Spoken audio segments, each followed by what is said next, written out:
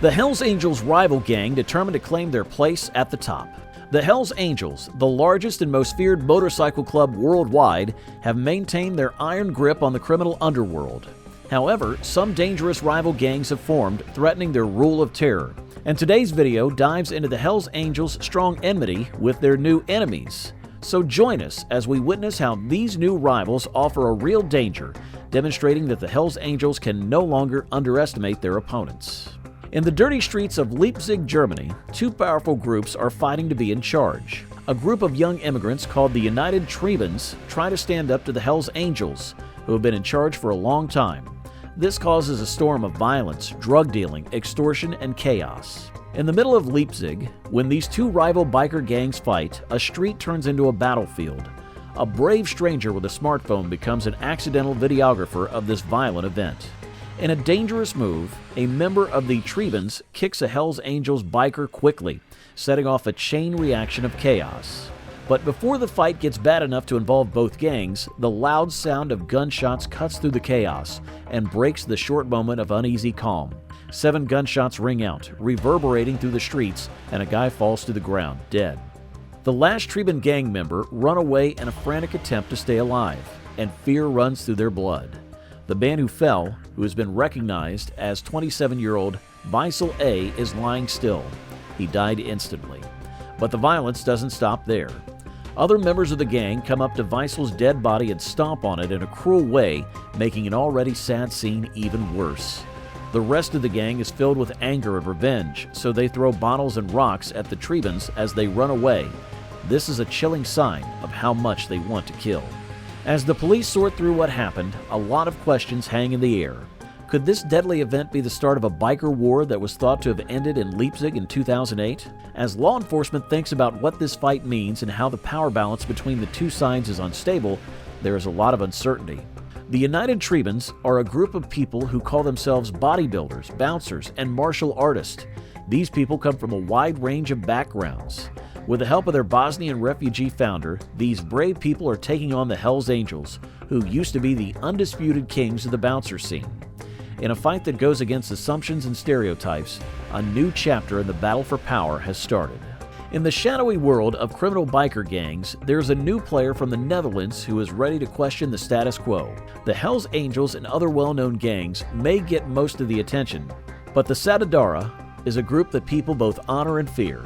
The Satudara have a bad name all over Europe because they are thought to be involved in drug dealing, extortion, and even murder. Law enforcement is interested in what they are doing, so they often raid their homes and clubhouses. The higher-ups in the gangs are always in and out of jail like moving ghosts. The story of the Satudara starts in the 1990s, which is a fairly recent time in the history of criminal biker bands. The club started in Moordrecht, a small town in the south of the Netherlands, with only 7 members, most of whom were former soldiers looking for friends and a place to join. Since then, the Satudara has grown from a small group to a powerful group, with more than 40 chapters all over the Netherlands.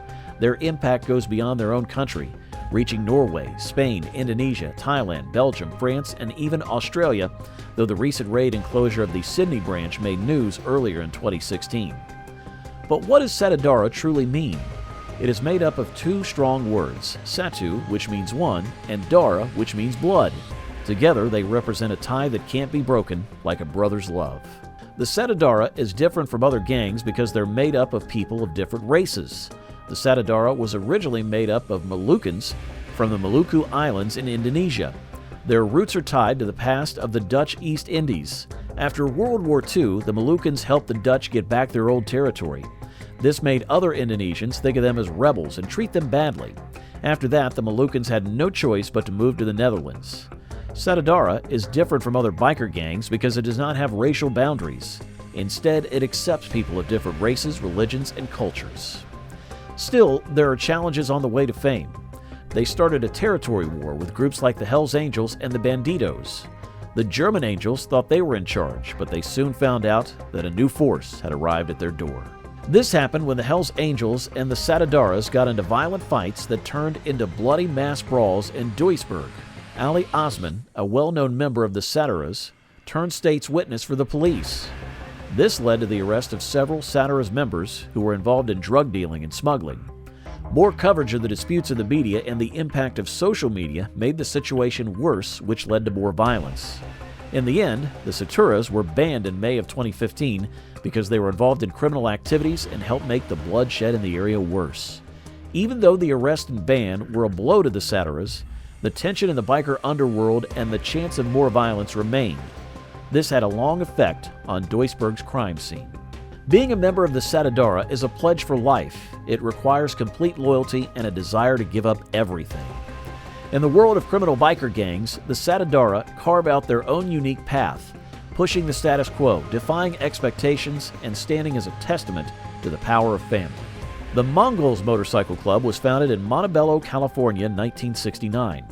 It quickly became one of the most known outlaw motorcycle groups and a powerful Hispanic answer to the famed Hells Angels Motorcycle Club. Over the course of 50 years, they grew from a few hundred people to almost 2,000, which made their name stronger. Even though they didn't have as many members as some other well-known clubs, they made up for it by being mean and determined. Imagine if the Hells Angels had let a few people into their club who wanted to join. In this made-up situation, the Mongols would have been wiped out of existence. But in 1969, a group of people who wanted to join the world-famous Hells Angels were turned down because of the color of their skin. This event led to the start of the Mongols Motorcycle Club, which later became the Hells Angels' main foe. The hatred between the two groups grew until it turned into a full-blown war with bombs and violent fights. The fighting stopped when the Mongols' fight with the Mexican Mafia ended.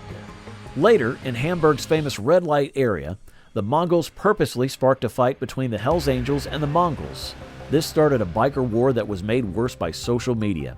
The Mongols made a strong statement when they proudly wore their club jackets on the notorious Reaper Bond Street, which had been run by the Hells Angels in the past. People thought that this act of provocation was a call for an all-out war. In quick response, the Hells Angels went after Erkin Uzun, the head of the Mongols. They attacked him and stole his biker jacket, which was a sign of shame. A transgender person showed off the stolen jacket on Facebook, which made things even worse. Uzun posted an angry message on social media directly challenging the Hells Angels. This set the stage for an upcoming fight that could shake the criminal underground to its core. When these two well-known biker gangs fought, shots were fired, people were attacked, and the red light area felt like it was full of violence and danger. After the biker war, the cops step in and start cracking down on both gangs. There are a lot of arrests, and important Mongols are taken into prison. As a result of the police activity and the increasing bloodshed, the Mongols finally broke up in 2016. According to some, there are speculations that the fight is not over among these gangs. So let's see in the coming times which gang is going to emerge as dominant. Thank you for watching. We hope this video has inspired you to delve deeper into the world of crime. If you enjoyed this content, don't forget to like, share, and subscribe to our channel for more updates.